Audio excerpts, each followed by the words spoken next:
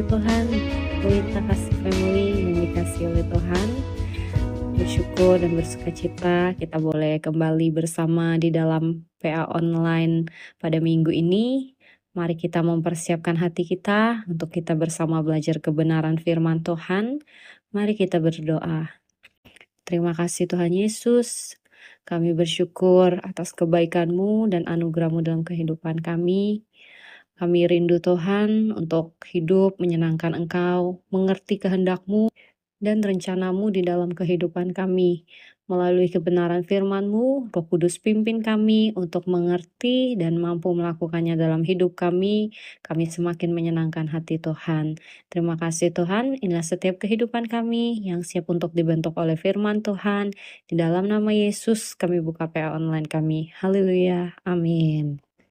Puji Tuhan, saudara semuanya, di bulan ini kita akan masuk ke dalam buah roh berikutnya, yakni kelemah lembutan. Nah, kebetulan kita kali ini masih berdekatan ya di bulan Agustus, bulan Agustusan ya. Kalau kita mendengar kata merdeka, biasanya langsung muncul di pikiran kita, yaitu bebas, berani, kuat.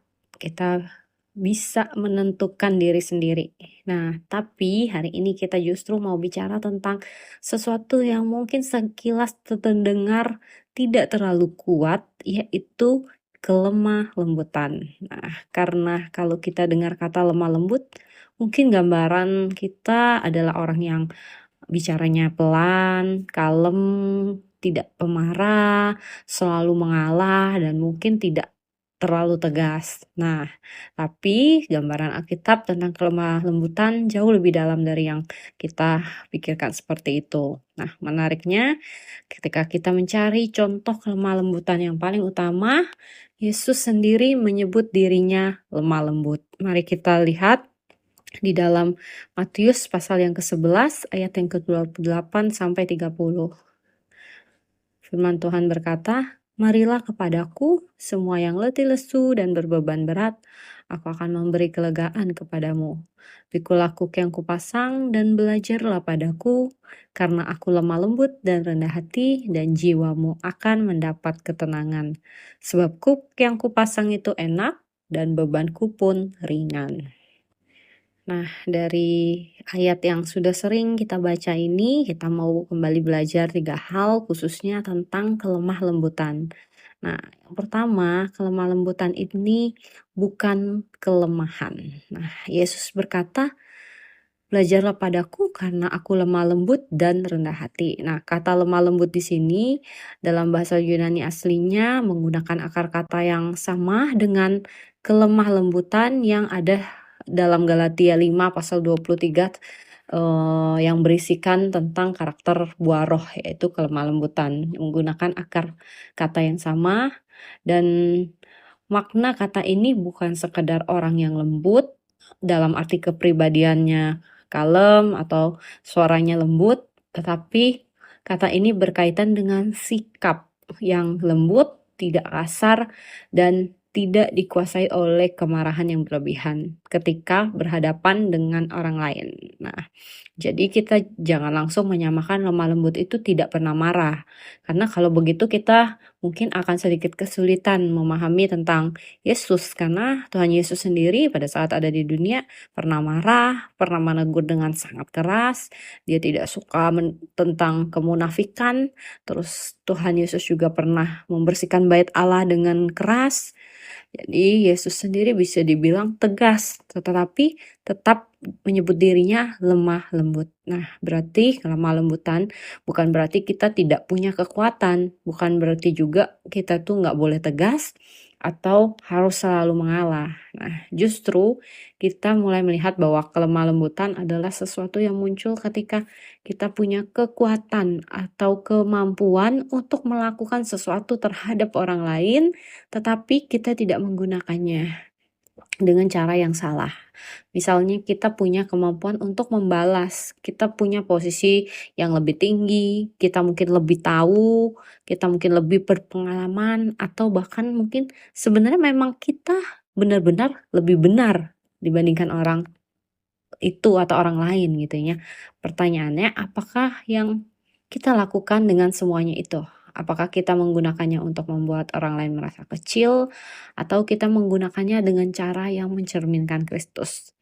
Jadi, orang yang lemah lembut bukan orang yang tidak punya kekuatan. Dia punya kekuatan justru, tetapi kekuatannya itu tidak dipakai untuk meninggikan dirinya sendiri. Oke, kedua, kelemah lembutan itu terlihat dalam cara kita menggunakan otoritas. Nah, kita kembali kepada perkataan Yesus, "Pikul kuk yang kupasang dan belajarlah padaku." Nah, kata kuk ini memang secara harfiah bisa berarti sebuah alat yang dipasang pada hewan untuk menarik beban. Nah, tetapi bagi orang Yahudi di zamannya Yesus, kuk ini juga merupakan gambaran tentang ketaatan dan menjadi murid seorang guru. Ada konsep tentang hukum atau yang mereka sebut pada masa itu dengan Torah. Jadi ketika Yesus berkata, "Pikulah hukku dan belajarlah padaku," Yesus sedang mengatakannya, "Jadilah aku, belajarlah dariku, ikuti cara hidup yang aku ajarkan." Nah, berarti Yesus sedang berbicara sebagai guru. Dia punya otoritas, kuasa, dia yang berkata, "Kuk yang kupasang." Tapi justru Yesus setelah mengatakan itu, Yesus menjelaskan kembali, "Karena aku lemah lembut dan rendah hati." Nah, ini menarik ketika Yesus punya otoritas, tetapi dia tidak menggunakan otoritasnya untuk menindas. Dia tidak berkata, "Beresi dulu hidupmu baru datang kepadaku." Tetapi dia berkata, "Marilah kepadaku." Nah, dia berkata kepada siapa? Kepada orang yang letih dan berbeban, "Aku akan memberi kelegaan kepadamu." Nah, jadi kelemah lembutan Yesus terlihat dari cara dia menggunakan otoritasnya terhadap orang yang berada di bawahnya.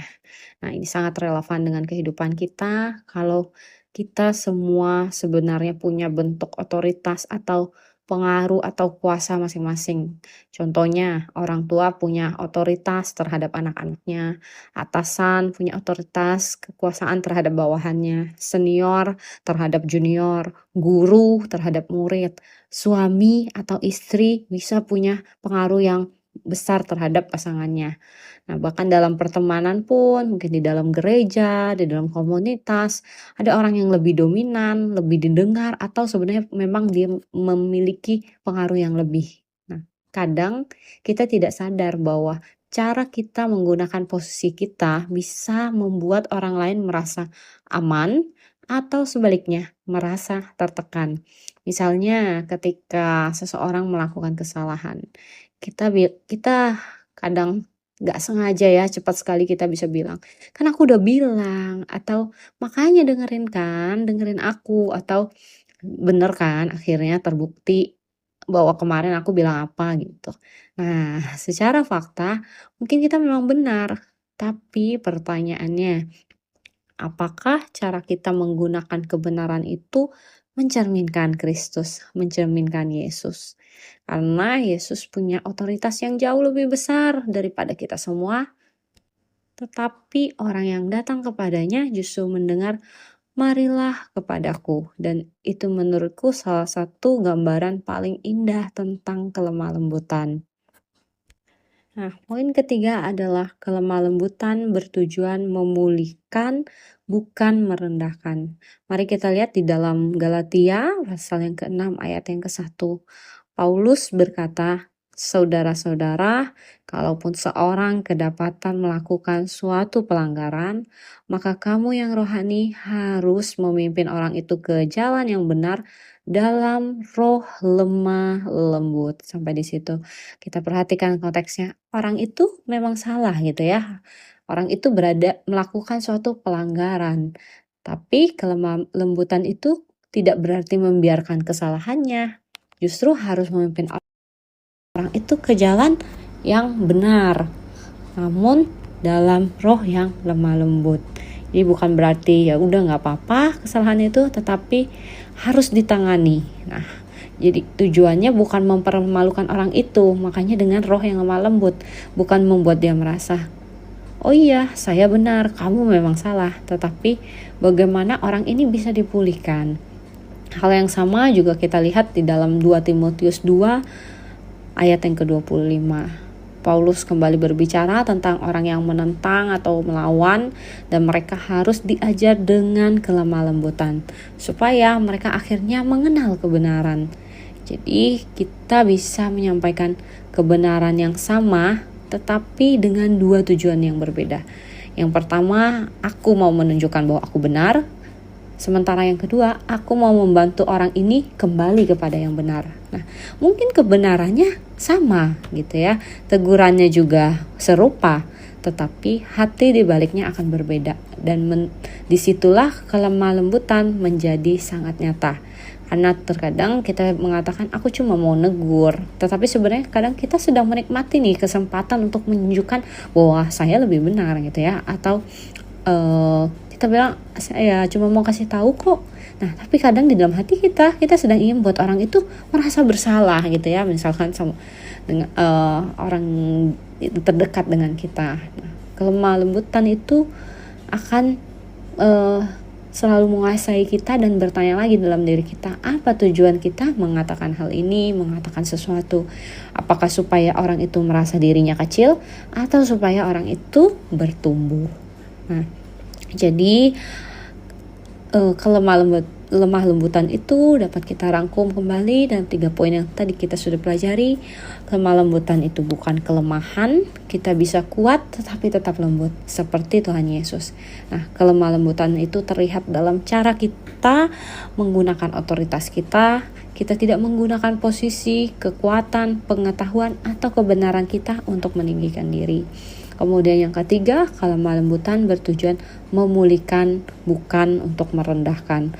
Bahkan ketika kita harus menegur atau mengoreksi seseorang, dan semuanya kembali kepada perkataan Yesus.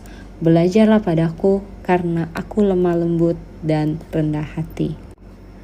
Saya sendiri pun belajar dan belum sempurna dalam hal ini. Kita nggak bisa jadi orang yang otomatis lembut. Apalagi saya adalah orang yang dalam background budaya dan keluarga yang cukup keras, tegas. Dan ketika saya sudah merasa sesuatu itu benar, akan sulit untuk saya mengubah atau mundur gitu ya. Kecenderungan untuk berdebat atau untuk keras. Nah, mari kita sama-sama belajar. Bukan sedang mengajari atau sudah sempurna dalam hal ini, tetapi sangat bergumul.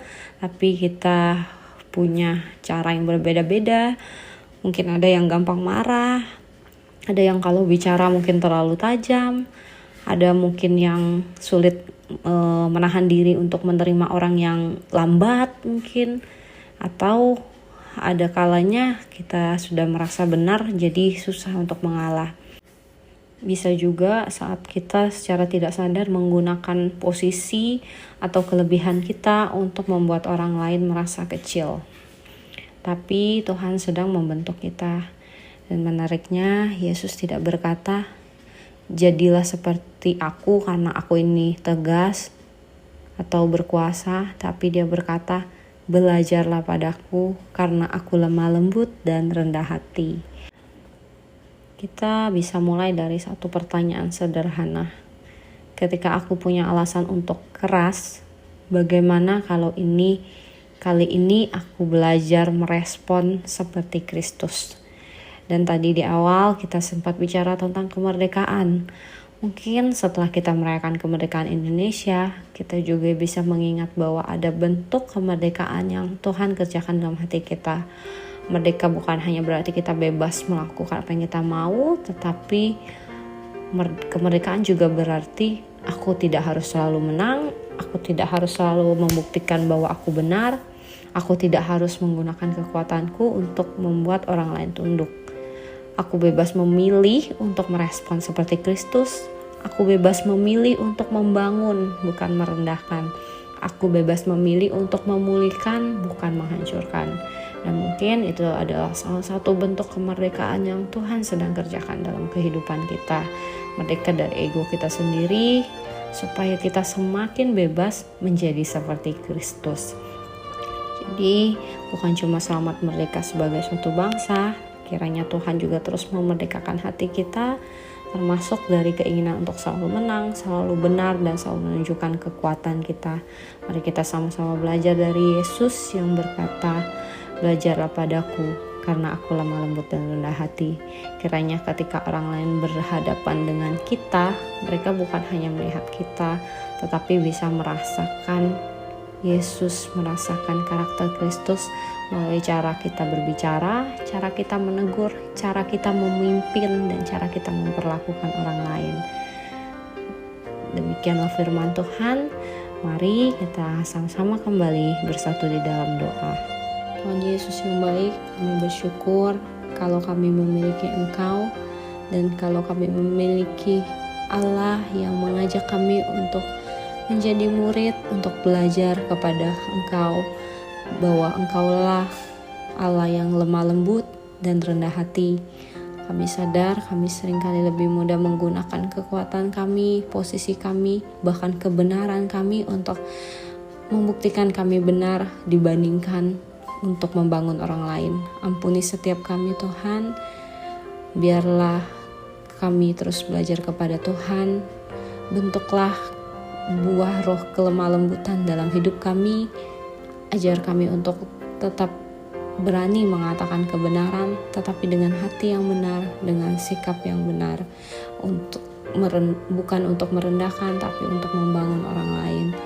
Terima kasih Tuhan, kami bersyukur untuk kemerdekaan bangsa kami, untuk kemerdekaan yang Engkau kerjakan dalam hati kami, kemerdekaan untuk kami boleh memilih belajar dari Tuhan dan menerapkan karakter Kristus dalam hidup kami. Terima kasih Tuhan Yesus, kami bersyukur dan tutup PA pada hari ini di dalam nama Tuhan Yesus Kristus. Haleluya. Amin.